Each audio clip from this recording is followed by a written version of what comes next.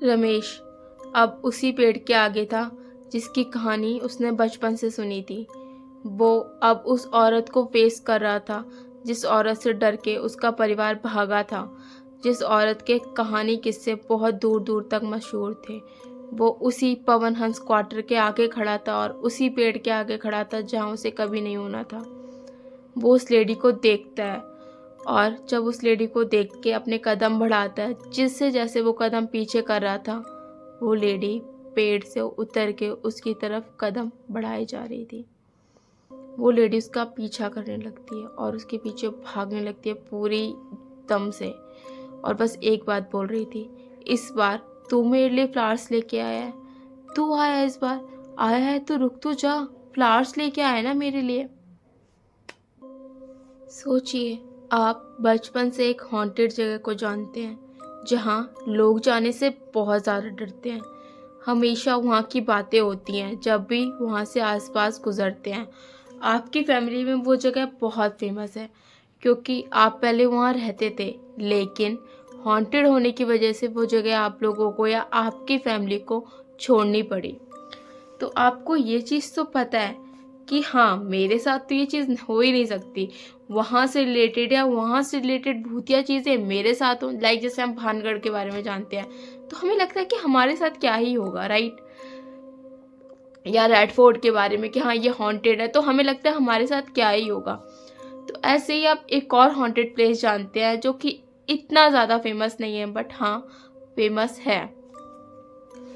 और आपको लगता है कि आपके साथ क्या होगा। आपकी अपनी लाइफ के 36-37 ईयर यही सोचते हुए निकल गए हैं, लेकिन आप उस जगह से शिफ्ट कर चुके हो और अब एक ऐसा टाइम आता है जो आपने कभी एक्सपीरियंस नहीं किया, जो भूतिया एक्सपीरियंस आपके पेरेंट्स ने किया था, अब आपकी बारी थी करने की।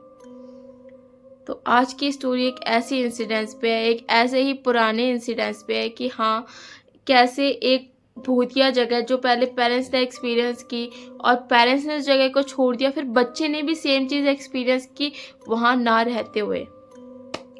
तो चलो स्टोरी पे चलते हैं। स्टोरी डिस्क्राइब करने से पहले आप मेरा चैनल सब्सक्राइब कर दीजिए। तो ये स्टोरी है राजू की। राजू है एक कैब ड्राइवर, उसकी खुद की कैब है।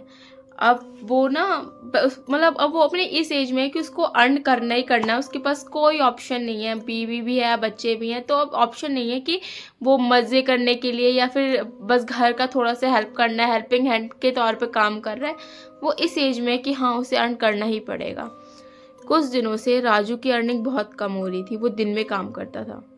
तो उसने सोचा यार थोड़ी देर ना नाइट शिफ्ट भी लगा लेता हूँ, घर में थोड़ी हेल्प हो जाएगी, जो थोड़ी सी दिक्कतें आ गई वो सब सॉर्ट आउट हो जाएंगी। राजू नाइट शिफ्ट करने लगा। 1 महीना उसको नाइट शिफ्ट करते हो गया, काम सही चल रहा था, चीज़ें ठीक हो रही थी। अब राजू सोचता है कि दिन से अच्छा काम तो नाइट को ही होता है, अब ना नाइट में ही क्या करूँगा, करके अपना घर निकल दूंगा थोड़ी देर, ज़्यादा मुझे दिन जितना टाइम भी नहीं देना पड़ता। एक दिन राजू ऐसे ही पालघर स्टेशन के आगे खड़ा था और वेट कर रहा था कि कोई पैसेंजर आए और वो फटाफट ले और उसको ड्रॉप करे, फिर अपना सेकंड पैसेंजर लेके अपना काम ख़त्म करके घर जाए। बहुत देर वेट करता है, स्टेशन पे कोई नहीं आता। अब राजू को एक पैसेंजर दिखता है, रमेश नाम का। हाँ वो अपना नाम बताता है, वो बहुत एजेड होता है। वो बोलता है कि जुहू जाना है। पालघर से जुहू बहुत दूर था। रमेश ने मना कर दिया कि नहीं नहीं साहब, इतना दूर नहीं जाना, मेरे को आसपास के ही क्लाइंट है, आसपास के ही लोग लेने हैं। तो बोलता है मैं तुम्हें डबल पैसे दूंगा, जितना लगता है जुहू जाने के उससे डबल पैसे। रमेश ये चीज़ सोचता है कि हाँ ये तो सही चीज़ है, बस एक ही चक्कर में उसका पूरा रात का काम हो जाएगा, ये करके फटाफट वो अपने घर चला जाएगा। तो वो सोचता है कि ठीक है, वो हाँ बोल देता है रमेश को। अब रमेश चुपचाप उसकी टैक्सी के पीछे बैठ जाता है, पीछे वाली सीट पे। वो अब ड्राइव कर रहा है।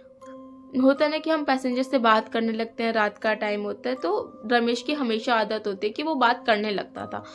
बट इस टाइम पूरा सन्नाटा है, ना वो पैसेंजर कुछ बोल रहा है ना राजू कुछ बोल रहा है। उसको बहुत वियर्ड फीलिंग आ रही है कि यार कैसा क्लाइंट है ये। बट ठीक है, वो ड्राइव कर रहा है, सोच रहा है कि फटाफट अपना पहुंचा दूं उसको और ख़त्म करूं। चलते चलते ना राजू ही पहले पहल करता है कि यार बहुत बोर हो रहा है, ऐसे तो मैं सो ही जाऊंगा, 2-3 घंटे का रास्ता है, मैं बात कर लेता हूँ।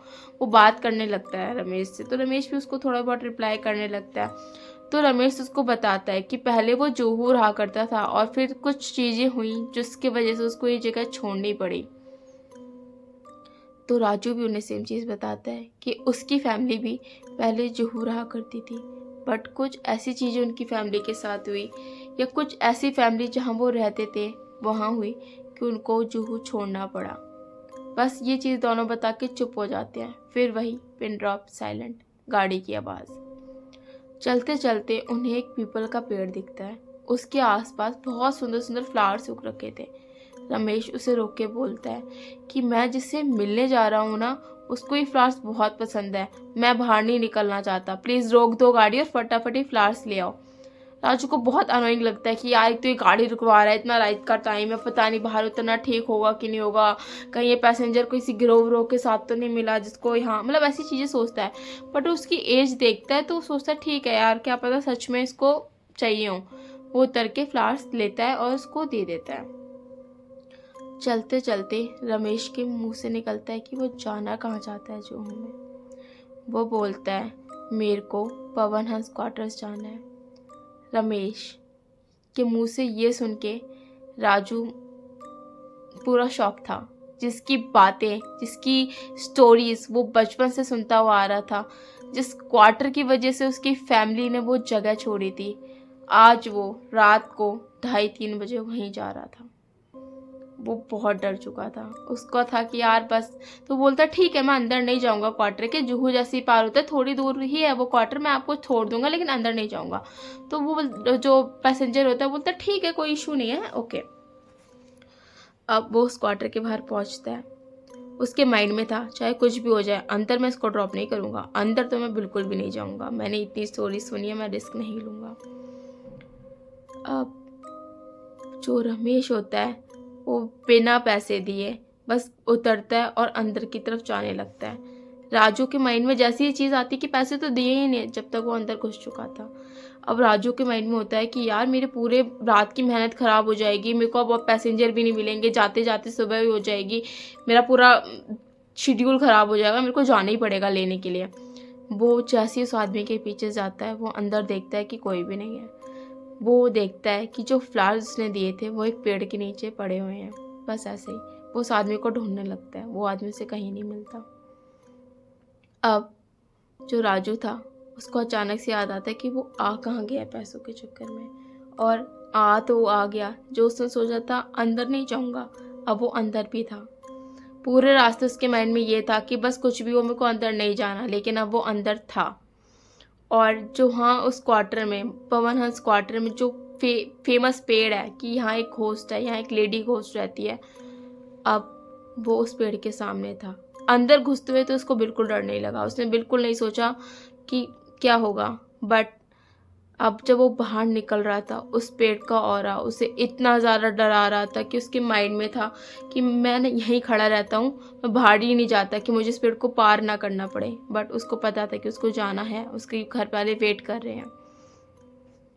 हॉन्टेड चीज़ अब यहाँ से स्टार्ट होती है। वो जैसे ही उस पेड़ को पार करने लगता है उसे एक लेडी दिखती है पेड़ पे बैठी हुई।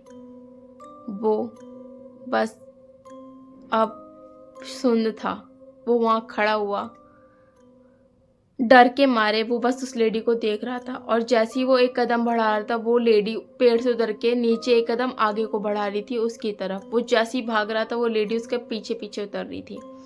अब वो देखते हैं कि वो लेडी जस्ट उसके पीछे है और उसका बोल रही है कि अब इस बार तू आया है, आज अमावस्या की रात है, तू आया है आज मेरे को फ्लावर्स देने के लिए। अब वो बस डर के भाग रहा है, सीधा से भाग रहा है, और भागते भागते उसका पैर पड़ता है एक पत्थर पे जिससे वो गिर जाता है।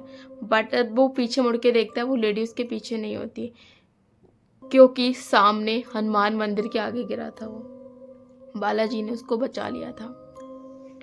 वो बहुत खुश था, भगवान के आगे हाथ जोड़ता है, अपनी कार उठाता है और वापस निकल लेता है। जब वो निकलता है उस कार के पीछे, मतलब कार छोड़ के, तो जुहू जैसे ही वो पार करता है उससे कार चलाई नहीं जा रही होती, वो इतना डर चुका होता है।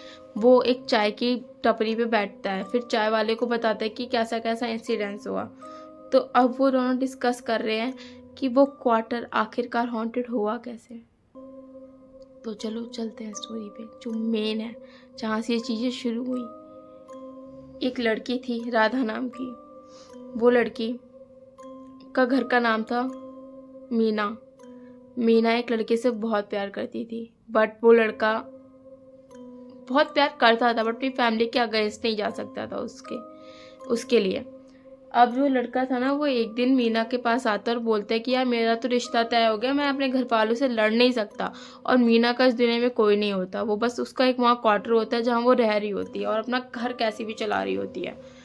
ये सुन के मीना पूरी तरह टूट जाती है, क्योंकि उसका कोई नहीं था इस दुनिया में रमेश के अलावा। मीना का इस दुनिया में कोई भी नहीं था। अब उसके पास एक ही ऑप्शन दिख रहा था उसे, कि वो मर जाए, और वो वही करती है। वो एक पेड़ के नीचे मर जाती है, और उसके पास वही फ्लावर्स थे जो लास्ट टाइम रमेश उससे मिलने आया था, जो लेके आया था, वही फ्लावर्स के साथ वो मरती है। उसके बाद उसकी आत्मा उस क्वार्टर में, पवन हंस क्वार्टर में हमेशा के लिए भटकने लगती है, लोगों को हॉन्ट करने लगती है। लेकिन बात यहीं ख़त्म नहीं होती। रमेश ये हादसे के बाद शादी नहीं करता, वो हमेशा कुंवारा रहता है और हमेशा उस जगह आता है जहाँ मीना की डेथ हुई थी, और वो सबसे बोलता है कि मीना मुझे हमेशा दिखती है और मैं हमेशा से क्या, मैं कभी शादी नहीं करने वाला। अब एक दिन रमेश ऐसे ही बहुत आ रहा होता है, खुश होता है, उस क्वार्टर से मिलकर अपने घर जा रहा होता है वापस, और उसको पता चलता है उसके फ्रेंड को कि इस बार मीना ने उससे क्या बोला। मीना ने उससे बोला था कि मैं यहाँ बहुत अकेली हूँ और तुम मेरे साथ आ जाओ, मैं तुम्हारा वेट कर कर के थक गई हूँ। तो अब रमेश के माइंड में होता है कि उसे भी अब मरना है, वो मरना चाहता था। रमेश उस दिन के बाद सुसाइड कर लेता है वो भी। और उसके बाद आज तक ऐसे बहुत सारे इंसिडेंट्स हुए हैं कि वो किसी टैक्सी के पीछे आया है, टैक्सी लेके आया है, फ्लावर्स लेके आया है मीना के लिए, और अंदर गया, फिर कभी बाहर ही नहीं निकला। और ऐसे पहला टैक्सी ड्राइवर तुम हो, पहले टैक्सी ड्राइवर नहीं हो तुम जो ऐसा इंसिडेंट जिसके साथ हुआ है। ऐसे बहुत सारे हुए हैं। तो आई होप आपको ये स्टोरी अच्छी लगी हो। ऐसी स्टोरी के लिए आप मेरा चैनल सब्सक्राइब करो, and thank you for watching this video.